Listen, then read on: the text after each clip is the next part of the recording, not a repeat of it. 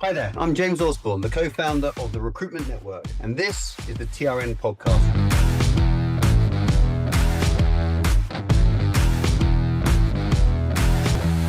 Every week, we unpack the strategies, the technologies, the processes and mindsets fueling today's top-performing recruitment agencies. We take a look behind the scenes of some great recruitment businesses, we listen to the real-life stories of those who have built those businesses, and we learn from some of the industry's greatest thought leaders to help you become both future fit and future relevant.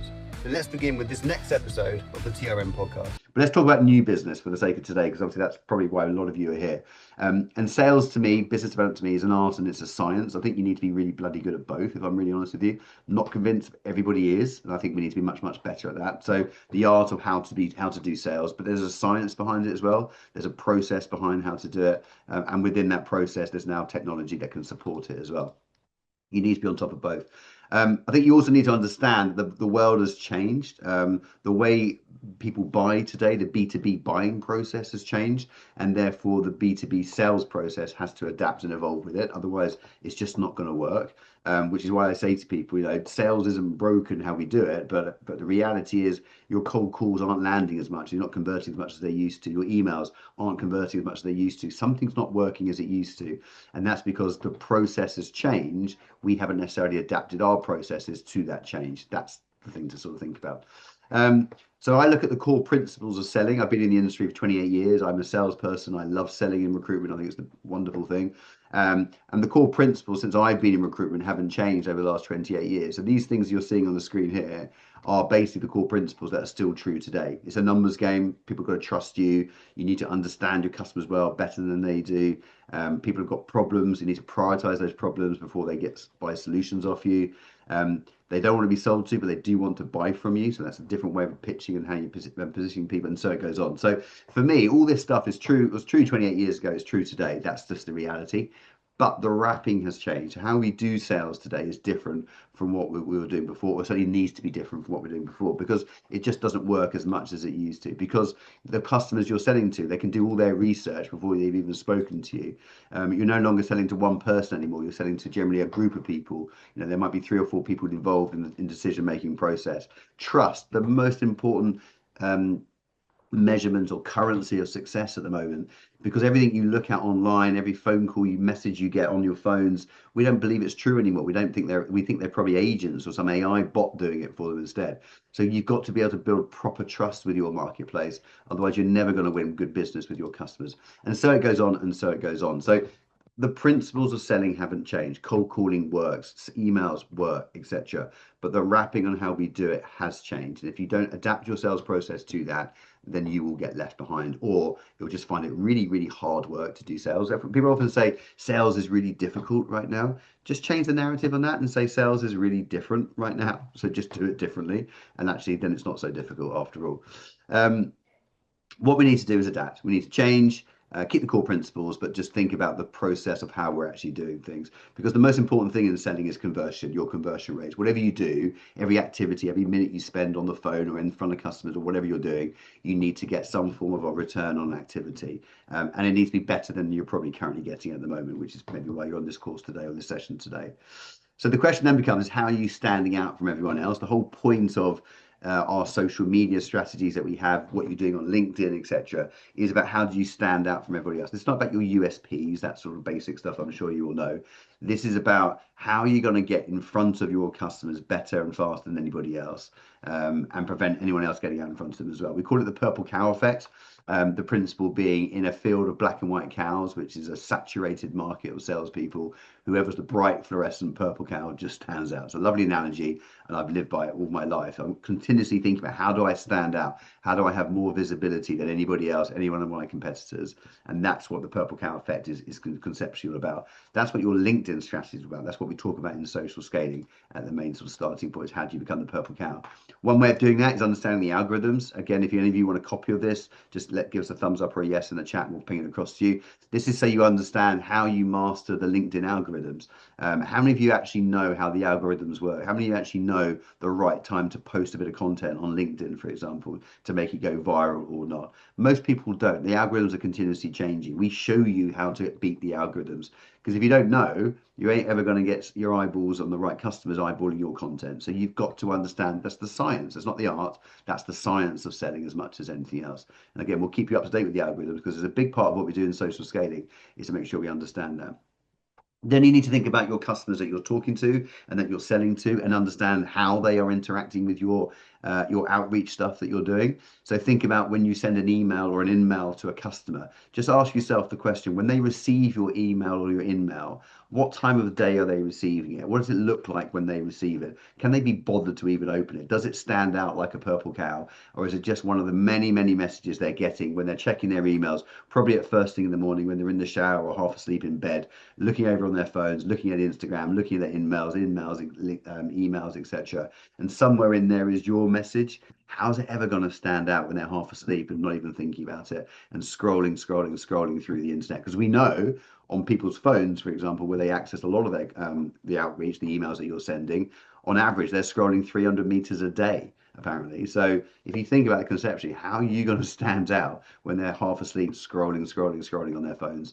How they're going to find your email? How's it going to stand out, and so on and so forth. And then you think about the principles around cold calling. There's now spam filtering. So if you cold call me and you're not in my phone book, it actually says suspected spam. Now what happens, you actually have to type in what the call is about. So give the reason for the call. So when you ring, it tells me the reason for the call, so I can decide whether I want to answer or not. How many of you have ever thought about training yourself or training up your team on what to write on that message as opposed to how to make a cold call? Because it's changed and you need to think differently about that approach. And so it goes on. Fairly obvious stuff, I think rocket science about it, but let's be honest about it. We're not thinking about this. We're just doing more of the same old stuff and wondering why it's not working as effective as it used to do before. We're basically being a bunch of black and white cows, let's be honest, and it's pretty ugly and pretty smelly and pretty unpleasant.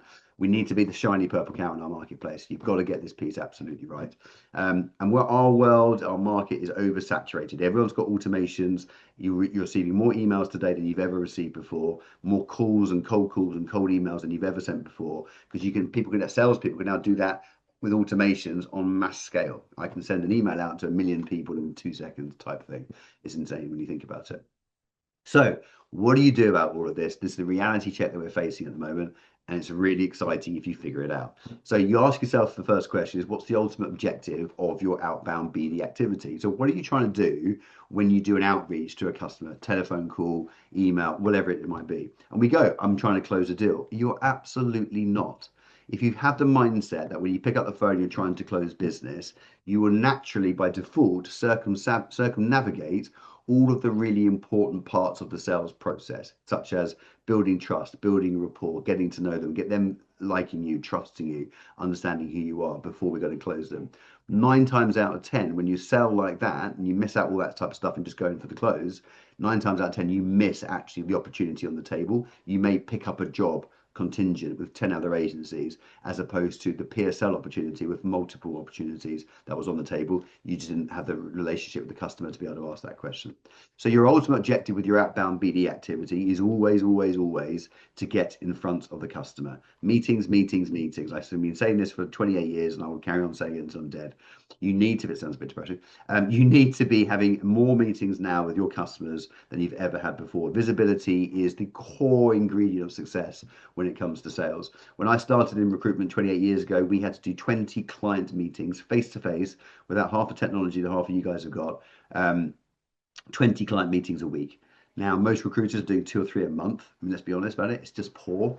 And the reality is we become faceless and therefore your customers can't really trust you. So your objective of your sales process is to get in front of your customers. Once you're in front of your customers, then we can sell properly to them and win better business. Does that make sense? Nothing rocket science, but let's just get this piece back. Because I can tell you now, the best recruiters over the last couple of years, the ones who are really flying right now, are the most visible recruiters out there. They're in front of their marketplace, in front of their customers. Doesn't always have to be on face-to-face. If you have to go Zoom or Team, that's fine. But at least just get eyeball to eyeball with your customers.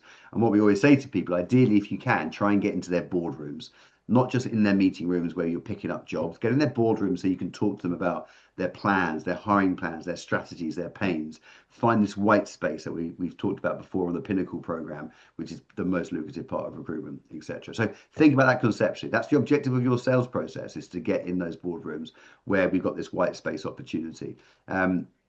For those you're not familiar with the white space opportunity, this is basically where you're selling capability projects to your customers, projects that are high value projects as opposed to picking up jobs. I have WhatsApps going all the time, all day long from members sharing with me their pinnacle projects that we've helped them win or they've gone out and won through the processes that we've taken through. So this stuff is here right now. If you're not winning these £500,000 deals or these 300 grand multi-hire projects, then you're really not getting in front of your customers in the right way and you're not asking the right questions. That's just a reality check. Just picking up a job here and there is not what this is about. Any Muppet can do that. This is about winning good, solid business, recurring revenue business, sticky business, high value business. Does that make sense? And that's why I share some of these things sometimes, because I want you to see these are people doing this right here, right now. This is not some pie in the sky idea. We're seeing this happen all the time. Good quality business being won left, right, and center.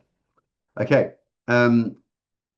Heidi, is 18% pretty standard average fee at the moment? Yes, it is. Actually, it's quite probably about norm in most of the industry, certainly on the perm side, absolutely. Typical margins tend to sit between 18 to 24% across the industry, 18 to 22%, sorry, across the industry for contingent recruitment. Obviously goes up more on retained, etc. 18% seems to be about right, I would suggest. I don't think that's anywhere near good enough anymore. If any of you are interested in this capability projects type stuff, then come on the Pinnacle program and I'll show you exactly how to win it and how to do it. We'll also share with you, we've got an agent I built called a Capability Projects Finder. If any of you want to copy this, we'll share this with you now. Just give us a yes or a thumbs up or whatever it is. And in the Capability Projects Finder, you literally type in your geographical market, where you target geographically and the market you target, and it will find for you these opportunities. It'll actually find for you these types of high value multi-hire opportunities for you to go and pitch for. That's good business. That's what you need to be winning right now. Let's use the tools that we built to help you with that type of piece. Okay, so the question becomes is how many prospect customers you or your recruiters getting in front of every week? You need to be obsessing about it, because that's the unique selling point of a recruiter, the visibility. You're in front of your customers on a regular basis. I'll show you a quick case study of this, quick example of this. Nothing rocket science at all. This is one of the companies I worked with, London recruitment company. They do sort of white collar recruitment, perm recruitments. They've got about 14 staff. We took them through their sales funnel process, which I'm going to show you in a second. And we came up with an idea of how we can get them in front of as many customers as possible in the shortest space of time. This was just one simple idea that we had, and we worked. So we said, right, how can we create some interest to get people to come in? One of the things that was happening was these changes in employment legislation that are going on right now on April the 1st. So we said, right, let's create an idea, a round table where we're going to bring an employment lawyer on 45 minutes and we're going to talk about the changes in legislation. So the activity, the sales process wasn't to go and win loads of business. The sales process, well, let's go and invite people to the round table. That's all we had to do. All they had to do was invite people to the round table. So rather than picking up the phone to these people and cold calling them to try and pitch to them, they picked up the phone and emailed them, inviting them to come to the round table. 132 people, 132 prospects were signed up to the round table. Now, this is bearing in mind, on that 132, over 100 of those prospects, they've been trying to cold call for the last couple of years and got nowhere. Suddenly now they're coming on the round table. So that's good. That's demonstrating there's value there. And there is a customer interest there of some description, which is fantastic. Off the back of that, when they came to the round table, there was a very clear call to action.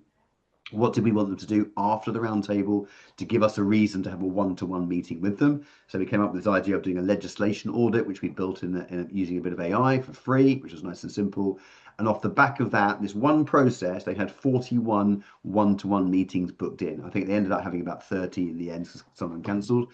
That's 30 one-to-one meetings booked in the next 2 or 3 weeks after one single roundtable process. Does that make sense? There's nothing complex, rocket science about that. They have just literally said, we need to get in front of more customers. What's the quickest way for us to get in front of more customers? This is just one way of doing so, what we refer to as one channel. And now they run these channels on a monthly basis. They do these roundtables every single month because it's a lovely way to fill up the top of the sales funnel. There's nothing rocket science about that. And some of you do this type of stuff all the time, I'm sure, anyway. But conceptually, just think about it. Recruiters who are struggling maybe to do 2 or 3 meetings a month, now doing 30, 40 meetings a week. This is getting interesting. And that's the point of this sales process. So how do you get in their boardrooms? How do we get in front of these customers and how do we win it? And this is through the sales process that we've been talking about. Here's the sales funnel. You're all familiar with the sales funnel as a concept. Wide at the top, you've got to have a lot of stuff at the top to guarantee enough stuff is coming down the bottom. And what's the point of the sales funnel? It's about adding value to your customers. It's about having lots of visibility, and it's about having velocity, doing this at scale. The point of AI is it allows you to build a really cool sales process and then do shed loads of it in a very, very short space of time. We call it a channel strategy or a multi-channel or omni-channel strategy because at the top of the channel, top of the funnel, you have lots of different channels, 3 or 4 or 5 or 6 different ways that you are filling up the top of your sales funnel. I talk to recruiters who have one way. They go, how do you win business? I spec out candidates. What else do you do? I don't. I just spec out candidates all day long, or I just cold call all day long. That's fine. There's nothing wrong with that, but that's all you're doing. Then you're really, really limiting your ability to fill up your sales funnel. So we say to everyone, have a multi-channel strategy and then think about how you are driving people through that strategy and into your sales funnel. As an example, when we talk about adding value, have a look at this. Do you know what are the things that are keeping your customers awake right now? Well, what's keeping them up at night, in essence? We went out and we spoke to a whole bunch of HR professionals to ask them that exact question. Because I reckon if I can work out what keeps HR professionals awake at night, and then I add value to them to help them solve those problems, they might buy into me. We might have a reason to have a conversation. I might have a reason to have a one-to-one meeting with them. So that's the ticket here. That's the kicker here as much as anything else. And then you go, well, what are we doing as a recruitment business to help them navigate that list? Not trying to make any money out of this. We're just trying to help them with these problems. So here's a list now in order of the biggest challenges HR professionals are currently facing based on their feedback. My question to you is, what are you doing every day as part of your sales process to add value to your customers around each of these different areas? Whether it be sharing a bit of information around legislative changes, whether it be about introducing someone that might be able to help them with their HR systems, whether it be some data or reports that you've got around pay and reward reviews, whatever it is, add some value to your customers. That does one thing, or a couple of things. It builds trust and rapport. They like you, they start to like you more, they get to know you, and it nurtures them down through the sales funnel. So when you do pick up the phone and do your call to try and win business off them, you've got a reason to talk to them. They've already liked you. You've already got a level of engagement straight away. That's the sales process. It's always been around for decades. Stop circumnavigating it and focus on this way. Does that make sense? So my job in the sales process is continuously move people down through the sales funnel, and lots and lots and lots and lots of people down through the sales funnel. I can use AI for this. I'll show you some examples of stuff we're doing on the traction program.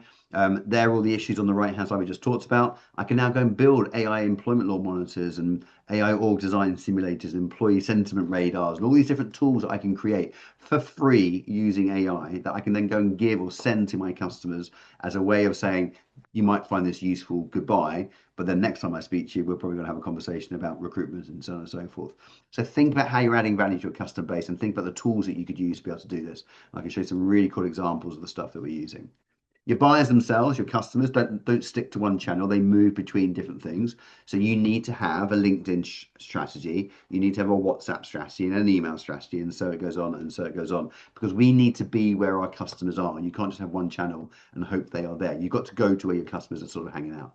So where do you start with all that process? Well, the thing you start with first and foremost is your ICP. You've been hearing this expression loads over the last 18 months or so because everyone's jumped on the bandwagon of this.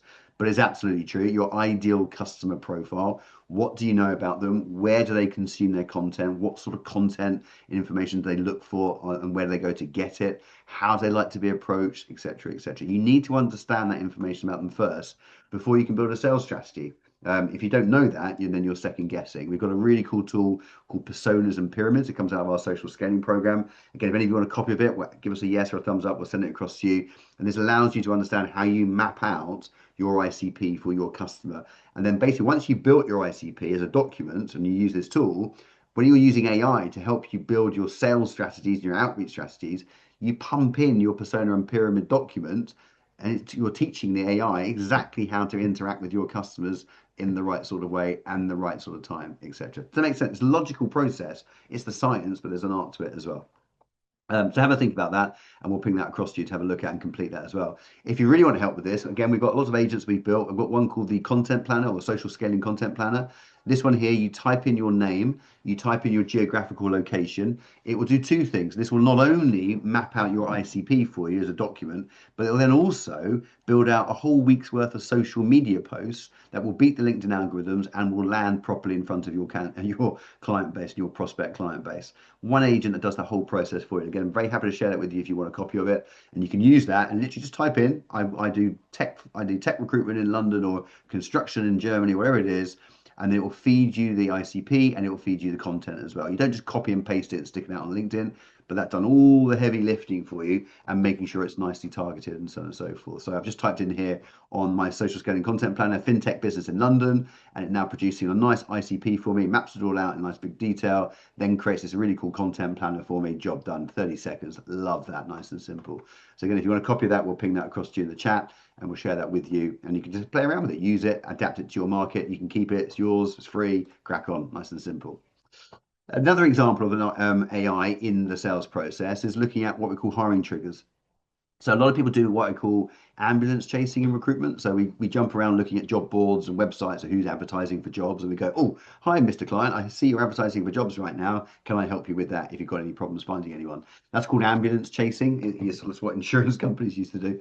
And basically, it's not a very good way of doing sales. It's one way of doing sales, and I will definitely have it on one of my channels, but it's not a particularly good way because obviously you're already on the back foot and behind the eight ball on that one and that sort of thing. So there's a better way of doing it. So what I suggest you do is understand the hiring triggers of your customers. And you can build a whole strategy and channel around this, identifying things that you're seeing that will then determine that your customers are about to be hiring in 30, 60, 90 days time. And I'll show you an example of this. We built this out for one of the members. We won 180 grand's worth of business off the back of this one alone, for that particular member, where we built out this agent called Charlie. Charlie is an office lease agent. So what Charlie does is he identifies hiring triggers from his ICP. And what he does in particular is he identifies any companies in his geographical area that have signed a new lease for a new office space. Because if they sign a new lease for an office, they've got 40 staff, they just signed a 100-person office. In the next 30, 60, 90 days when they move in, they're probably going to be starting to hire. That's why they've got a bigger office space. Does that make sense? So fairly obvious. That's called a hiring trigger. If I've got Charlie here who's identifying those triggers for me, I mean, I can pick up the phone and talk to those customers well before any other recruiter is asking them about recruitment. And this is exactly what Charlie does. And this is Charlie. I won't give you the agent on the screen as in the prompt. So if you want a copy, I'll share it with you afterwards. But there's Charlie. We work Charlie. And I've asked Charlie basically to scrape it and tell me any new leases that are coming through. This is Charlie here in action.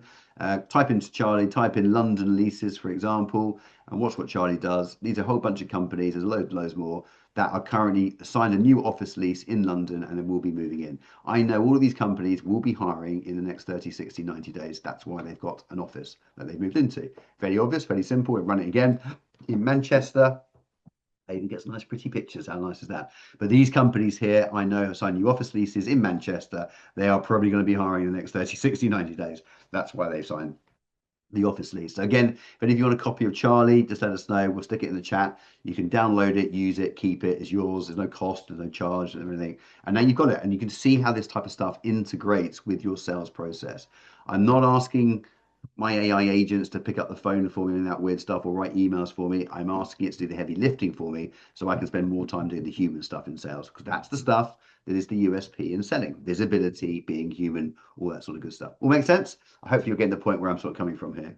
So which channels do you use for your outreach? You all have different channels that you're using. This is not my phone, by the way, because I don't have Tinder on my phone, I just realized. But people use different channels. Think about the different channels, the social channels, etc. There's hundreds of them out there. Think about your ICPs. Where are they on? Which channels are they using? That's the channels that you should be using. So if your ICP isn't on LinkedIn, stop hanging out on LinkedIn. It's pointless. Go to the channels that they are hanging out. Understand that. You could also, if you really want to get into the detail, you can start looking at it from a demographic point of view based on the age groups of your target customers, because we know the younger generations are on slightly different platforms like Insta and TikTok and Snapchat, etc. Than maybe some of the older generations who are spending a little bit more time on email and so on and so forth. If you're targeting 21-year-olds just sending out blanket emails, it ain't going to work. It's as simple as that, because they're not checking it. Again, I'll share these with you afterwards, and you can see these data that sits behind here, and it'll explain to you how you adapt your sales process to the ICP, to the types of customers, whether it's the market, geography, even age groups. Think about all this stuff together. If you work out the science behind it, then your stuff really, really lands. brilliantly well. And we've got some great examples of this with some of the one of the members I work with. She was doing lots of cold calling, lots of email outreach, getting nowhere. We got her to change her outreach process and started creating 30-second video messages that she was sending out via WhatsApp instead. She picked up 18 jobs in the next month off the back of that, having not picked up any jobs for the last 6 months. Just changed her approach because the customers, the target audience she was going after, were very comfortable to receive WhatsApp messages and certainly they liked video. That wouldn't work for another generation or in maybe a different market, but it worked really well for her. You get the principle. I'm not saying you should do that. It's an idea to sort of think about. In the sales process, think about flipping the narrative, a little bit about what you're doing. The question is not about how can you sell to your ICP, but how do you get your ICP to want to buy from you? Trust, rapport. There is a big, big difference between the two. It's the difference between outbound and inbound sales. You need to be really bloody good at both, and you need to have a strategy for any outbound and for your inbound as well. Just to explain that in simplistic format, this is called outbound selling, cold calls, LinkedIn, direct outreach, emails, etc., etc. This is you going out to your market saying, hey, buy from me. That's outbound sales, the stuff that our industry was brought up on.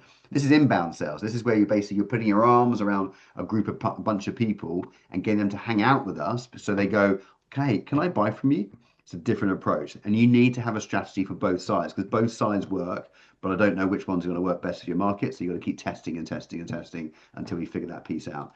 So when you're looking at your sales strategy, your channel strategy, think about what have you got on the outbound, what have you got on the inbound. Pick 3 for each and be bloody brilliant at 3 outbound and 3 inbound. Be bloody brilliant at using AI and automations to supercharge those and then have 6 really cool channels running better than anybody else in the market. And you watch what happens to your conversion ratios. You watch what happens to the number of meetings you're having on a day-to-day basis with your customer base. You see how much visibility you're getting with your customers. There's again, I'm rushing through this for the sake of today. I've got guides and tools and tricks and plans and training courses on every single one of these. So all you need to do is pick the ones that you want. We'll show you how to do it, but just pick the ones that you think are going to really work best for your market because they'll be different for different markets. And let's go hell for leather on each of those and be really bloody good at them. Then we bring in the AI piece and do that for us. Another quick example, podcasting. That's one of the channels that is more of an inbound channel. Not saying you should all do podcasts, but the thing about the concept of podcast is brilliant if you think about it.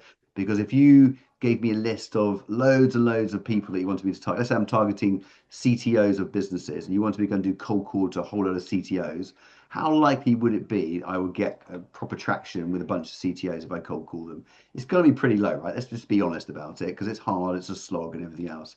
However, instead of maybe cold calling them, I'm going to invite them onto my podcast. And instead, I'm going to say to them, hey, I'm running a podcast about the most inspirational CTOs in Manchester. Your name's been put forward. Would you like to be on my podcast? And you see what happens with the conversion ratios on that and the difference that will potentially make. Okay. So let's look at an example of this. Let's use AI to help us. This is not an agent. This is just purely using ChatGPT. So if I go into ChatGPT or Claude or Grok, anyone you want to use, and I type in what are the top 10 podcasts for SaaS sales tech leaders, and it will tell me the top 10 podcasts, and it'll give me a nice list. I then go back into that list and back into ChatGPT and say, great, now for each of those podcasts, who are the 5 most popular guests on each one of those podcasts?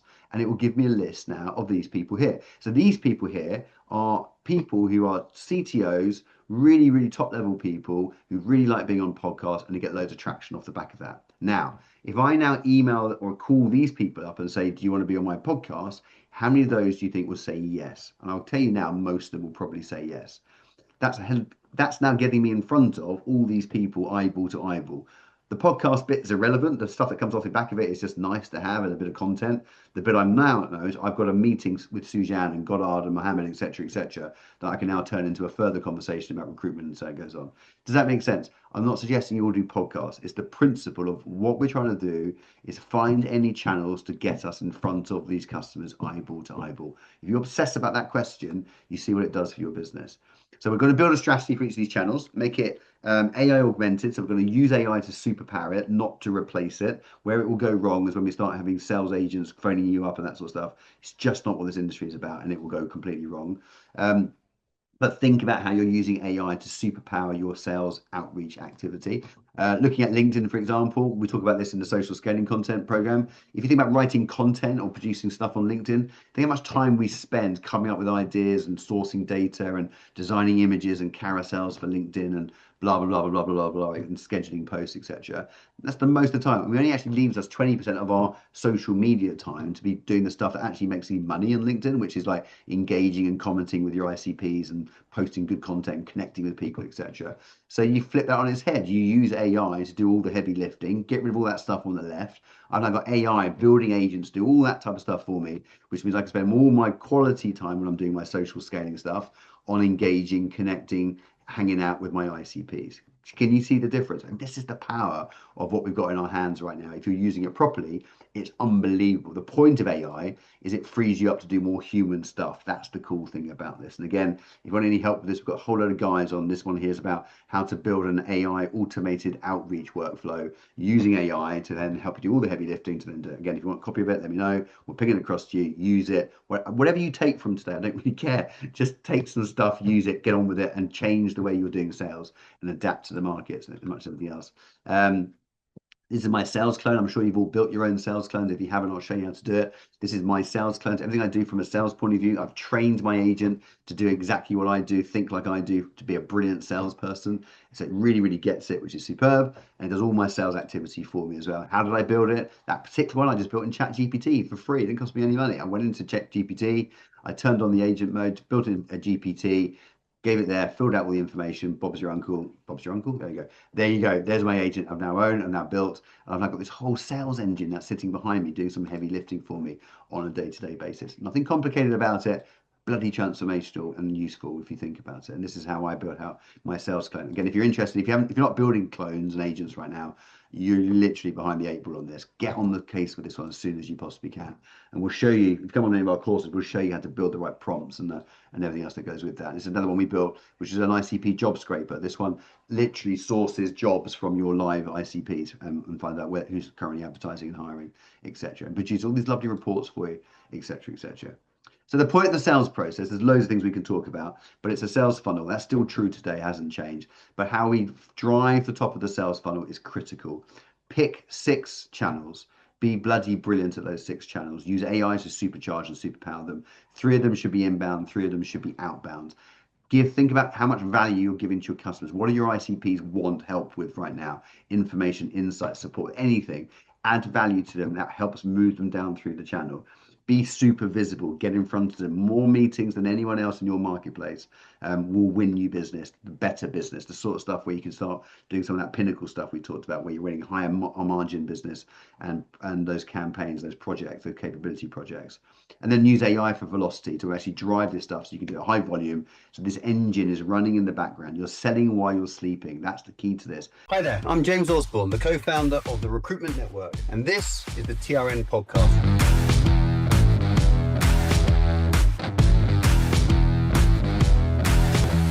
Every week, we unpack the strategies, the technologies, the processes and mindsets fueling today's top performing recruitment agencies. We take a look behind the scenes of some great recruitment businesses. We listen to the real life stories of those who have built those businesses, and we learn from some of the industry's greatest thought leaders to help you become both future fit and future relevant. So let's begin with this next episode of the TRM Podcast.